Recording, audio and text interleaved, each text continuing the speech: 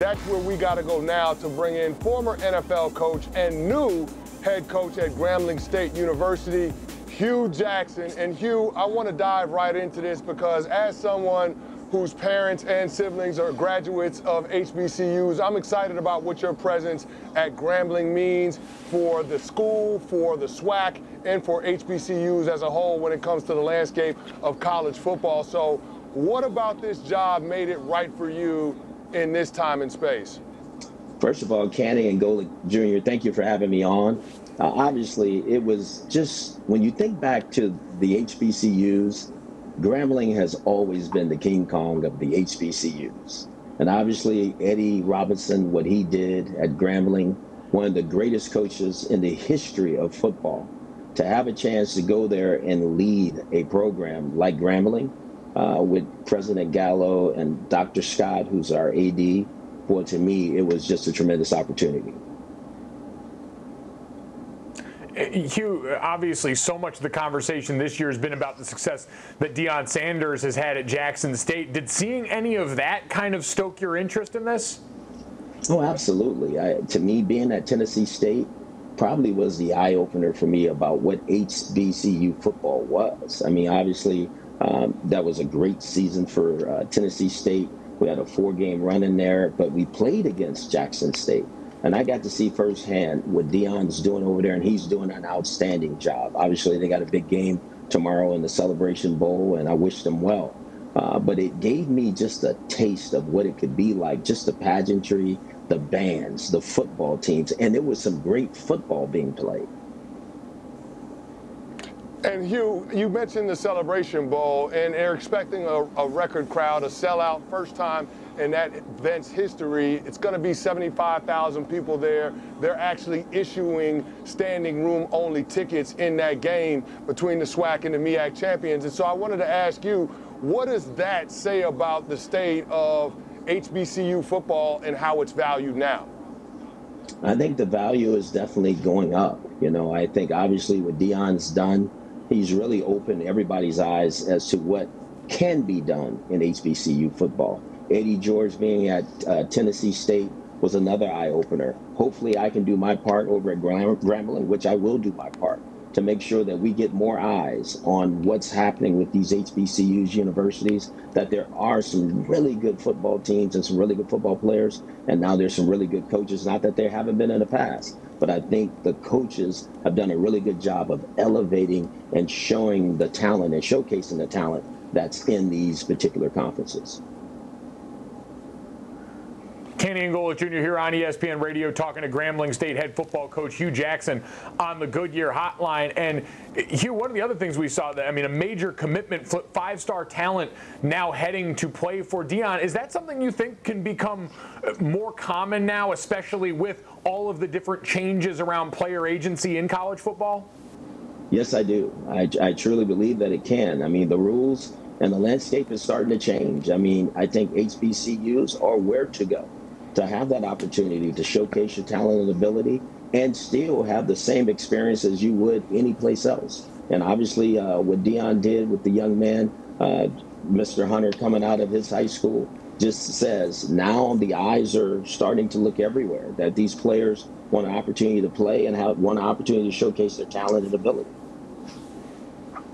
Coach, I'd be remiss if I didn't ask you about what's going on in the National Football League right now. Just today, the NFL announced that they were postponing 3 games that were scheduled to go off in Week 15 between Saturday and Sunday into next week. And as somebody that wore the hat of an NFL head coach, how do you manage the game week being adjusted the way that some of these coaches are going to have to when it comes to the impact of COVID-19 on what their schedule is going to be for the next couple of days? Boy, it's really tough because you really don't have any control on what could happen the next morning, let alone get to game day. You don't know what team you could be coaching, or you as the coach could be coaching the team. So I think it's hard, but at the same time, everybody's playing with the same rules. And so the teams that figure it out, that understand how to make sure that their team stays as safe as they can, they're going to be the teams that have a chance to be successful. But this is an unprecedented week from what I've heard, that there's more players than ever before that are going to be out for this particular week. Hugh, to that end, the competitive standpoint that you mentioned there in the way that teams deal with this, do you think the NFL was making the right decision by postponing these games? There's been a lot of players and others that have pointed out that now they believe it puts the teams that did make sure their players stayed healthy, did not get the virus at a competitive disadvantage. Well, I think you said it. People don't want to be penalized for doing the right thing. I think the teams that handled their meetings, that handled their practice, that handled everything within their building right, they should not be penalized because another team didn't. Some people are not going to handle it right, and I think the teams that did, they should not be penalized for it. Coach, I want to ask you about your former quarterback and Cleveland Browns' current quarterback, Baker Mayfield. He's been very vocal about some things. There's been some internal friction between him and head coach Kevin Stefanski. There have been some incidents where he stepped away from the podium and his media obligations. There have been some words on social media. So just your overall thoughts on where he's at in terms of his development, his maturation, and his standing with that organization. Well, obviously, it's hard for me to comment on that because I'm not there. But I do understand, again, Baker's a very competitive young man, and he wants to win, and he wants to do everything he can to put his team in the best situation. Obviously, Coach Stefanski, who was the coach of the year last year, had a great year. And obviously, you got to find a way to keep those relationships strong. I think those two men, I think they're very good men. I mean, obviously, Kevin Stefanski is sensational. So him and Baker's got to find a way to mend these rifts because they're right in the chase of making it to the playoffs. Okay, so to me, I always get concerned when things start leaking out of buildings right now. That means, like you said, where there's smoke, there's smoke. So they got to figure this out because they're right in the middle of a playoff chase and they got a chance to salvage this here at the end. Hue Jackson with us on the Goodyear Hotline here on Canty and Golic Jr. Coach, you coached Baker when he first got into the league. So what is the key to connecting with him as a player, and where do you think he needs to develop most as a player still based on where you saw him and got to work with him in the beginning? Well, I think Baker is I think he has improved. I think people don't see it.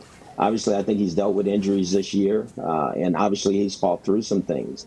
But at the same time, I think coaching and players have to work together. I'll say that as often as I can because I think that's where it starts. Those relationships are so important to get you through the week, to get you to game day in order to have a chance to be successful. Obviously, Baker's their quarterback, and he's their starter, and he's their starter for a reason. We drafted him #1 overall for a reason, and Coach Stefanski's the coach. So they got to find a way to continue to get him to grow, and then the coach has to, within his personality, to make sure that he's giving the quarterback what he needs to be successful.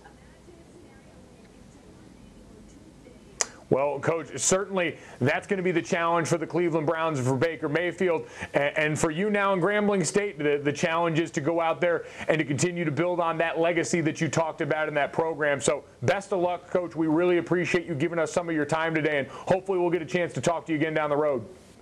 Thank you very much. I appreciate it.